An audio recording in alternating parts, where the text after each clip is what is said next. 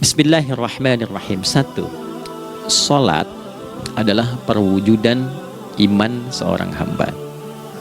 Karena itulah kalimat salat pertama kali disebutkan dalam Al-Quran, itu letaknya setelah kalimat iman. Al-Baqarah ayat 3, alladzina yu'minuna bil ghaibi wa yuqimunas shalah. Orang-orang yang telah menyatakan beriman dan konsisten menjaga imannya. Beda alladzina amanu dengan yu'minun.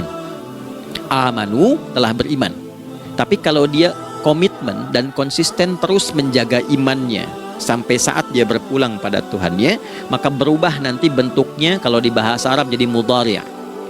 Kalau di bahasa Inggris kan tuh punya 3 arti, present, continuous, and future. Jadi kalaupun sekarang terus berlangsung sampai masa depan pun saya tetap akan beriman. Nah, pembuktian untuk menjaga iman itu pembuktian utamanya pada sholat. Itulah sebabnya satu-satunya amal ibadah dari rukun Islam yang 5 itu, ya, satu-satunya amal ibadah yang disebut iman dalam Al-Quran hanya sholat. Teman-teman boleh buka Quran surah kedua Al-Baqarah di ayat 143. Ya, di pertengahan ke ujung ayatnya. Saya percepat. Wa ma kana Allahu liyudhi'a imanakum. Dan Allah gak akan pernah menyia-nyiakan sholat seseorang yang dikerjakan karena imannya.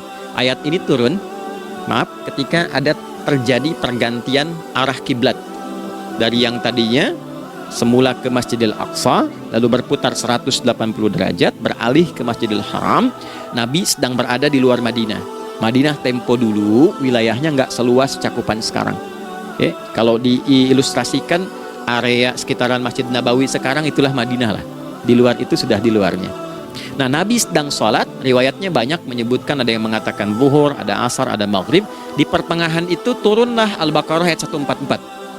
Qad nara taqalluba wajhika fis sama' falanuwalliyannaka qiblatan tardaha fawalli wajhaka syatral masjidil haram. Maka berputarlah dengan turunnya ayat ini 180 derajat menghadap ke arah Masjid Al-Haram. Problemnya adalah ketika Nabi dan pengiring beliau kembali ke Madinah, area Masjid Nabawi, kan gak semua masyarakat ikut. Maka virallah informasi itu bahwa kiblat telah beralih ke kiblat awal, yaitu Ka'bah Al-Musyarrafah. Maka penduduk panik pada saat itu. Status sholat kami yang tadi dikerjakan bagaimana? Karena sedang gak bisa diulang, sudah pindah waktu. Maka turunlah kemudian firman Allah yang Al-Baqarah 143 itu, wa ma kana Allahu liyudhi'a imanakum. Karena engkau mengerjakan sholat itu dengan imanmu, maka Allah nggak menyia-nyiakan imanmu itu. Maksudnya apa? Walaupun arah kiblatnya tidak tahu mengarah kepada sisi yang belum berubah, tetap dihitung pahalanya sempurna karena imannya. Nah, ini nanti yang menjadi landasan turunnya Al-Baqarah ayat 115. Walillahil masyriq wal maghrib fa aynama tuwallu fathamma wajhullah. Kalau Anda sedang tugas nanti di lapangan, lalu sulit menemukan arah kiblat, aplikasi susah karena sinyal nggak masuk misalnya, kemudian juga matahari agak remang-remang sehingga sulit untuk terlihat patokannya, maka dengan keyakinan, dengan iman itu, menghadaplah ke arah yang kita yakini, maka berlakulah Al-Baqarah 115. Di saat itu diterima amal ibadah kita sama dengan yang menghadap kiblat dengan dasar imannya. Nah, pengertian terbaliknya, mafhum mukhalafahnya, maka Nabi mengatakan, al-farqu bainal mu'min wal kafir tarkus shalah. Beda antara orang yang beriman dengan yang belum beriman adalah pada sholatnya. Jadi kalau ada orang mengatakan sudah beriman dan tidak menunaikan sholat, ini artinya keimanannya belum diakui sepenuhnya oleh Allah Subhanahu wa Ta'ala. Jelas ya? Halo, kenapa sedih begini? Maaf, saya terlalu cepat nggak? Enggak ya? Baik. Jadi dalam poin ini penting pembedanya di sholat. Itulah sebabnya kenapa dari kecil kan, usia sekian, dari mulai 3 ke arah 7 tahun contohkan, ya, orang tuanya sholat bentangkan sejadah. Kalau bisa, kalau anak sudah mulai suka tuh kasih model sejadah yang anak-anak sukai bentuknya. Ya, dulu ada anak saya senang model mobilan, saya tidak sebutkan supaya tidak endorse gitu ya. Dikasih sejadah dengan pola itu, dia senang tuh ikutin. Kita nggak minta sholat, dia datang sendiri. Ya, Nanti setelah mulai 7 tahun kan baru diajarkan dengan baik, diajak ke masjid kalau yang laki-laki. Demikian seterusnya. Ya, mengapa dari awal dituntun seperti itu? Untuk memberikan sebuah penguat bahwa penjagaan iman dimulai dari sejak dini. Ya, tapi di Indonesia saya perhatikan kelasnya sudah advance. Ya, TK sudah manasik gitu. Itu satu ya. Karena nanti kalau Nabi bilang begitu artinya akan terjadi orang mengatakan beriman tapi tidak sholat. Ya, makanya keras dari awal Nabi katakan bahwa pembeda antara orang yang beriman dengan yang baru klaim beriman itu pada sholatnya. Ya, pada sholatnya. Mengerjakan sholat maka sah status imannya, tidak menunaikan sholat maka bermasalah imannya. Itu poin yang pertama. Yang kedua teman-teman sekalian, ibadah. Kita lanjut ya. Sholat adalah bagian pokok terpenting dari ibadah. Nah, di sini kita akan mulai membuka sedikit rahasia terkait dengan aspek ibadah ini.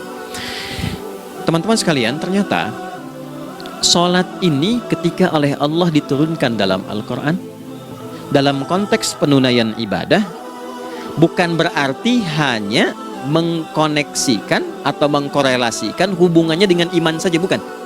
Karena saya beriman, saya buktikan ibadah nyembah Allah lewat sholat. Dalilnya Quran surah ke-20 ayat 14. Innani anallah la ilaha illa ana. Aku tegaskan akulah Allah, gak ada Tuhan yang layak dipertuhankan dan disembah kecuali saya. Fa'budni, kalau Anda telah menyatakan beriman padaku, buktikan keberimananmu dengan menyembah saya dalam ibadah. Bentuknya bagaimana ya Allah? Teruskan ayatnya. Wa aqimis sholata. Tunaikan sholat sebagai bukti ibadah itu li dzikri, sebagai zikir kepadaku.